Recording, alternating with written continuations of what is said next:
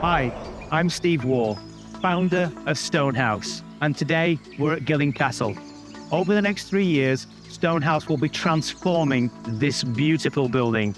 We're going to be creating a 5-star luxury later living facility with a Michelin star restaurant, bars, rooms for afternoon tea, cinema rooms, golf simulators, and a world-class spa with swimming pool. This is a truly amazing opportunity.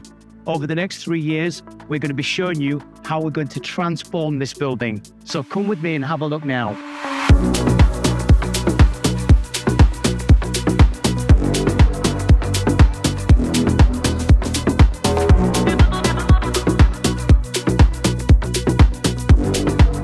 This room is the Great Chamber, where it's said that J.K. Rowling took inspiration to develop Hogwarts. Can you believe it?